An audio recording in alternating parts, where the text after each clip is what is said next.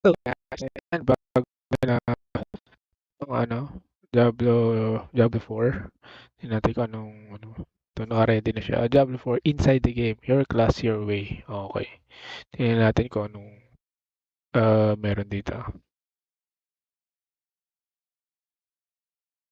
Box lang natin muna. Nangyari sa character ko. Okay. 5K lang.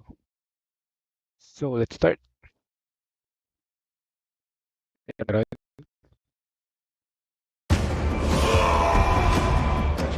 Yay! Excited ako dito. In the eternal conflict between the high heavens and the burning hells, Diablo 4 offers you more choice than ever before. Player choice is infused into everything, from how you look, the skills you use, the loot you equip, your path through the non-linear story, to how and when you choose to explore the shared open world. We want players to play their own way and have their own choice of how they're going to build their character. Between all of our different systems, you can really create a custom character in ways that was not available in previous Diablo titles. When you log into Diablo 4, the first thing you're gonna have to do is create your character. And those familiar with Diablo are gonna be very familiar with the screen with all the classes sitting around the campfire.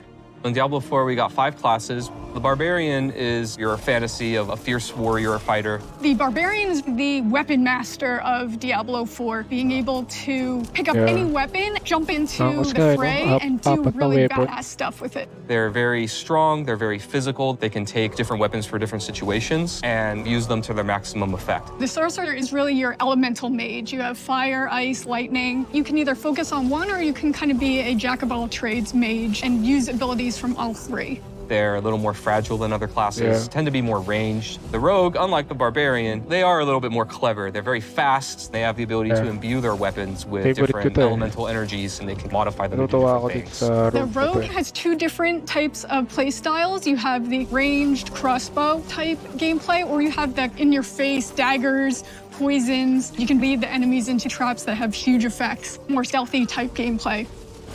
And the Druid is really this shapeshifter. When you cast certain skills, you change your form, what you look like and what you can do. They can turn into werebears or werewolves. If I cast a werewolf skill, I turn into a werewolf and I do werewolf things. If I cast like Pulverize, for example, which is a werebear skill, I turn into a werebear, I slam the ground really hard. Fits the fantasy, it's pretty cool. Sa Dota?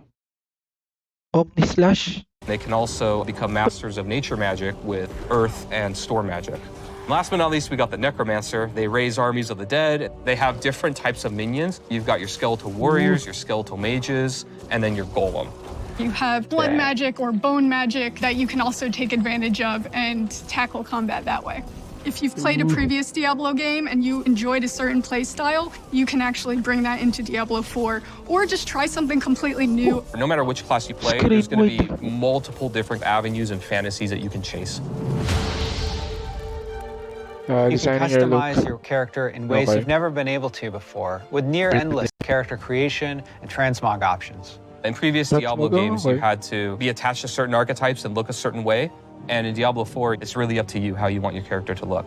You'll be able to choose from different facial structures from people all over the world. No matter where you are, you'll be able to say, hey, I can actually make someone that looks like me or looks like someone from my part of the world, which we're really proud of. You can pick a hairstyle for your character, and every class actually has a specific hairstyle that no other class can use. You can pick your eye color. We have some really fun ones. We have eye glowing, we have a bloodshot type eye, and then you can actually pick a marking, which is a tattoo or a design that covers your entire character, and there are dozens of those. Transmog is the idea that you can take a piece of gear and change the appearance of it to look like a different piece of gear. As far as aesthetics, the sky's the limit. However you can think of making your character, you can make it that way. Everybody's going to look completely different in Diablo 4.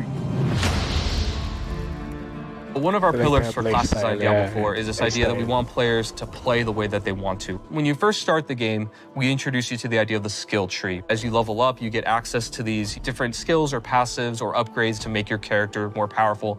Each category has a few different skills that are all similar. They're either all defensive or all offensive, all ice or all fire. You can either focus on a very specific section or you can pick and choose. The first skill point when you unlock a new skill is going to give you access to that skill. After that, you can put additional points into any skill that you have, and it's going to make it better, whether it increases the radius or adds some new effect or reduces the cooldown through some special way. You can actually branch out in a very different direction, even if two characters actually started at the same place. The Paragon board is a late game system that once you've completely filled out your skill tree, you think you have a build, it will really let you delve into the theory crafting and the depth of Diablo 4's skill system. And these boards, they can move through them spending their Paragon points, and they have nodes that give them very basic stats like intellect or dexterity. We also have more powerful nodes. We have rare nodes that have different effects where they can totally modify a skill to do something additional or different, or they can even make new connections between skills so that players can have new ways to play their character.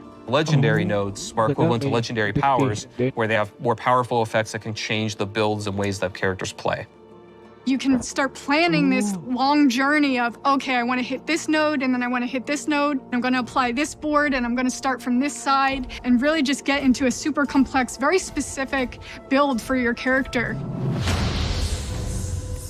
Legendary items are really rare and powerful items that you're going to find as you adventure through the world of Sanctuary. We have quite a few different categories of legendaries and how they do that. Some of them will actually change your skill or enhance it in some way. Frozen Orb, for example, it might say, hey, every single time you use your Frozen Orb, it applies a new effect. And then I can actually take advantage of that new effect that it has. Even if the item itself is maybe not as good as the one you have, you can still extract that power from it, take advantage of it, and use it for your build. One thing that our players can look forward to is that a lot of our classic, really rare, and most powerful items from previous titles are going to be returning as uniques in Diablo 4. Unique items are very similar to legendaries, but they're unique, which means if that ability is actually on a chess piece, it's always going to be on that chess piece because it's more powerful than a regular legendary effect.